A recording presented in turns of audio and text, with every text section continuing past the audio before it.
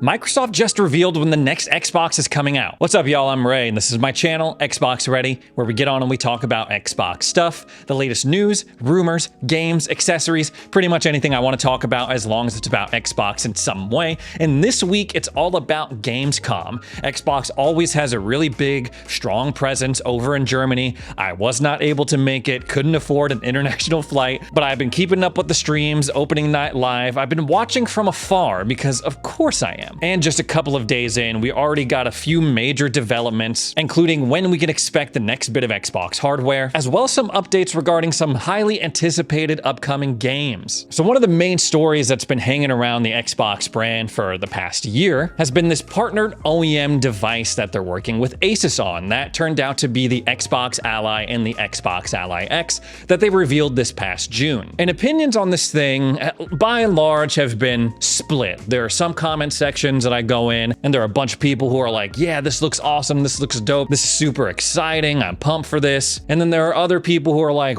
why? Why are you making this? There's no point. Laura Fryer, who was part of that original Xbox team, did a whole video about how this device, the Xbox Ally, basically signaled the end of Xbox hardware and the death of Xbox in terms of their brand identity. But if you've been following Xbox, you've been following me for a while, that's just another Tuesday in terms of the world of Xbox. Controversial hardware. I'm looking at you, Series S. There's been a ton of rumors swirling around the Xbox Ally over the past couple of months. The burning question on a lot of people's mind is, how much is this gonna cost? Should I start saving now? Do I need to take out a loan for this? Is this the first $1,000 Xbox console? And unfortunately, when it comes to the price, we still don't know. They have playable demos for the Xbox Ally at Gamescom in Germany. Literally as we speak, people are going hands-on with it. They officially confirmed a release date for it, October 16th, what regions it's going to be coming out in. But beyond that, not much. No pre-order information and no pricing information, which no matter how cool you think this is, the price is going to be a huge factor on whether or not you end up buying this. But the people at Xbox, they're not dumb. They know that's the question that's on everyone's mind. And in an IGN roundtable interview, Jason Ronald was able to speak on that subject a little bit. He said, "This is always a challenge, and you always try to find the right balance between affordability and price point. And I think especially in a mobile form factor that also adds in dimensions such as battery life as well. And then, as you said, the macroeconomic climate is changing. I think we will need more time to figure the macroeconomic impact to pricing, and that's why we'll be sharing more later in September and October." According to leaker Bilbilkun, the Xbox Ally, the white version of this console, is going to be $550, and the Xbox Ally X is going to be $899 USD. My gut feeling is that those estimates, they're going to be pretty dang close, if not outright the prices we're going to see come October. And while Jason can't really say exactly what those macroeconomic conditions are, obviously there's some crazy stuff happening in the US right now. New tariffs are being announced every other day, but then they're being taken back, they're being like kicked down the road a little bit. Truthfully, no one really knows what's going on, which puts Microsoft in a particularly confusing place, considering most of their gaming hardware is manufactured overseas in these markets that are being hit by tariffs. Xbox also put up a 4-minute video on their YouTube channel, delving a little bit deeper into what fans can expect from this handheld. Right out the gate, they go over the performance targets and reiterate what people were saying back at the June showcase, that the Xbox Ally, the white version of this console, stick with me now, it gets a little confusing. The Xbox Ally, the expectation for that is going to be mostly targeting 720p with up to 120 FPS, and it will support variable refresh rate. It'll have 16 gigs of memory, 512 gigabytes of storage, just like the Series S. While its older brother, the Xbox Ally X, it's going to be targeting 1080p resolution, bigger battery, more storage, and more memory, 24 gigs. They talk about the different settings that you can access via the Armory Crate app, which are already available on any other ROG handheld, silent mode, turbo mode. They talk a little bit about what you can expect with the UI, which is especially helpful if you are not familiar with the Xbox PC app. Oh, we got a little icon saying that this game should run well if the game runs at like 30 FPS. It'll say it runs great if it runs at 60, and if we're not sure, it'll say that data is not available. It seems that they're taking a cue from Valve's playbook because they also have this new optimized for handheld tag that's going to be in this full screen experience. Just like Steam has Steam Deck verified, this basically means is that if you play this game on this handheld, you'll be able to navigate the keyboard with the controller. The UI is actually going to fit on the screen. Basically, it's not going to be annoying to play. One of the more exciting things they touch on is the shared library. All of your games integrated into this one library. You don't have to go hunting through different launchers. This, to me, this feels like the future of gaming. One device that has all of my games in the same place, and I can transition between them seamlessly. Here's the problem that I think Xbox has, besides the price stuff and the macroeconomic whatever. I feel as though with the Xbox Ally, the Xbox Ally X, take your pick, they are once again, there's confusion about their product. And I don't know why Microsoft Xbox insists on doing this to themselves. Oh, what's the difference between a One X and a Series X or an Xbox Ally X? But they did it to themselves. They came out in June and said, this is a handheld Xbox. And then influencers and creators trying to find the best engagement angle was like, yeah, this is the new Xbox handheld. Some even took it a step further and said, this is how you can play your Xbox games on the go. And of course, the reality is that's not entirely true. And now I feel like Xbox is kind of backpedaling a little bit. They tack it on at the end of this video here. Sarah Bond says, if it's a PC game, you'll be able to play it natively right there. If it's an Xbox console game, you'll be able to stream it through the cloud. And you can also use remote play. Here's the thing. None of that stuff is particularly revelatory if you've been following Xbox for a while. You're like me, you got no life, you talk about Xbox all day on the internet. But to the average person, it's like, wait a minute, what? I can't play my Xbox games that I've bought over the past several years on this thing if I were to buy it. And in doing that, Xbox is being confronted with the fact that how niche these handhelds are. Their established console fan base aren't necessarily the people that are going to spring for a $900 Xbox handheld. There might be a little bit of crossover there, but what I'm seeing so far in terms of the discourse is that this serves a separate audience, which is fine. Chances are if you're someone who is interested in a handheld, Windows-powered gaming console, you would be interested in the Xbox Ally, just like you would with the regular Ally or the Ally X. But that's not how Xbox marketed it. They were like, no, this is an Xbox, just like your phone is, just like this LG TV is, just like this Meta Quest headset is. It would be different if they treated these handhelds like they did those other collaborations, but they're not. They're going really, really hard in marketing this thing. It's not like the Quest headset where they're like, it's just like one-time special thing, and then it goes away. No, they're really beating this drum of like, yeah, this is the future of Xbox. As someone who went hands-on with this back in June, I think it's a lot cooler than people are giving it credit for. Especially these UI elements that they're introducing. As someone who has fought tooth and nail using Windows on my Ally, a lot of these changes that they're introducing, I'm like, yes, that is exactly what I want. That's what I wanted when I picked up my Ally in the first place. So I think even if this comes out and not a ton of people buy it, it's not flying off the shelves, I still think it's a cool product. And I think it's an important step that Xbox needs to take if they want to go into this future of, like pre-built PC, Xbox consoles, multiple storefronts like Steam on the next Xbox. This is an important first step for them, and I still think that a lot of people are going to think this is really cool once it finally drops. YouTube, Twitter, online discourse, that could be a poor indicator on what people actually want. And what they're saying in this video, or Jason Ronald says, this is like one of the #1 things that fans have been asking for years now, a handheld Xbox. And while it's not perfect, I still think it's really cool. Let's talk some other storylines coming out of Gamescom this week. Opening night live signaled to me that the floodgates are officially open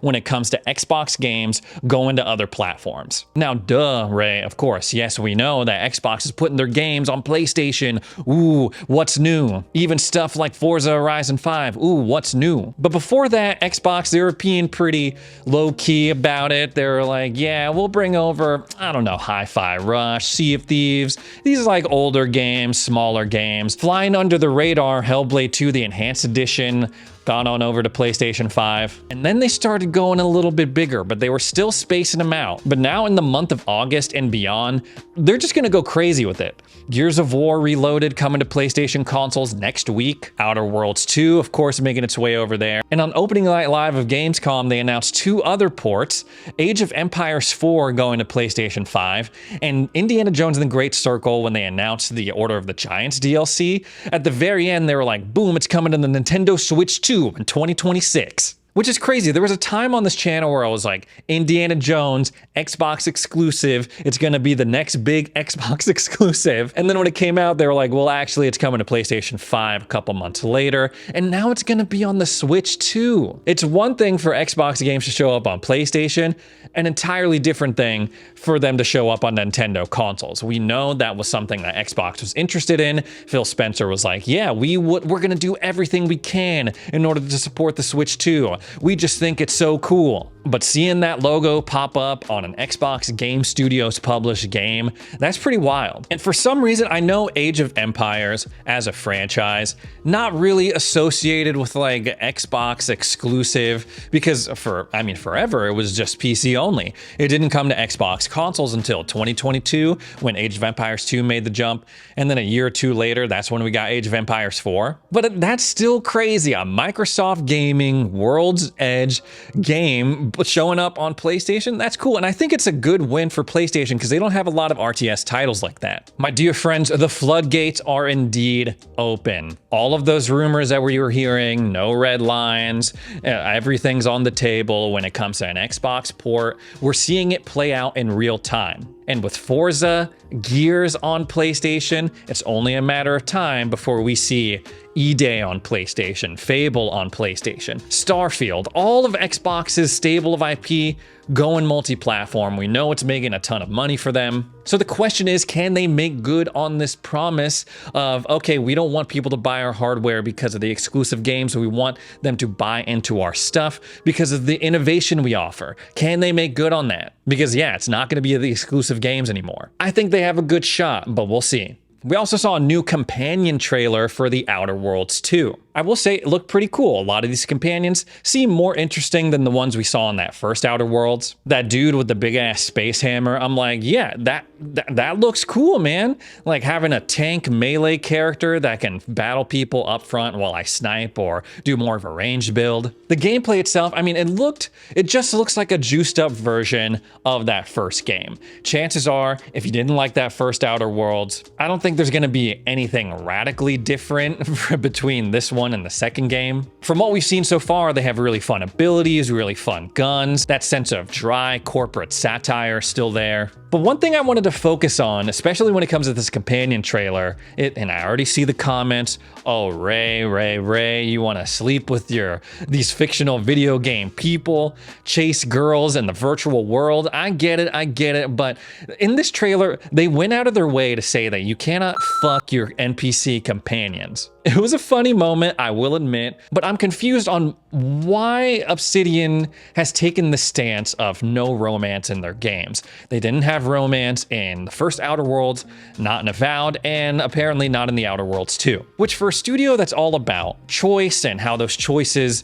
affect your gameplay experience, how they affect the world and the story, romance seems like a pretty big thing to omit. And I'm not saying that an RPG needs romance in order to be successful or fun, but I believe that they add an interesting layer to any given playthrough. Romance, being attracted to someone, pursuing someone, that's about as human and relatable as you can get. A damn near universal experience. And I'm not talking about like, oh, I want like date everything in the Outer Worlds 2. No, I don't want that energy. But I'm saying they could add another dimension in terms of the choices and actions that you make in any given game. I think about my time in Baldur's Gate 3, going in with the plan of like, this is how I'm going to play my character, and then being presented with these different romance options and being like, oh, maybe I should change my choices a little bit. So this character that I think is a baddie approves of my actions, and later on, it shouldn't be the focus, but I also think that romanceable NPCs,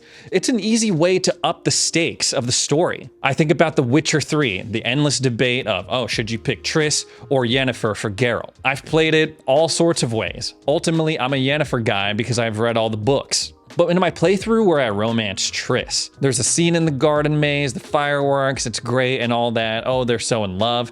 And then later on in the story, there's a mission where you have to infiltrate this hideout. And the way that Geralt and Triss do that is Geralt acts like he's taking in Triss, who is a sorcerer who was wanted at the time, into the authorities. And in order to get the information that they need, Triss needs to go into this room and basically be tortured. Geralt is then forced to listen to Triss being tortured on the other side of the door, and he's trying to play it cool. And in my playthrough where I romanced Triss, it took on an entirely different flavor. I was like, I can't sit here on the other side of this door and listen to my girl being tortured like this. I gotta do something. Talk about another CD Projekt Red game, Cyberpunk 2077. You romance Pan Am, and at the end, she's like, you know what? On the final assault of Arasaka, me and my Aldecados can come through and help you. And you're left with this decision of like, I don't know, like I care about you so much. I don't want you to die. I don't know, I think you should stay out, or no, I want you to be there with me. It adds some nice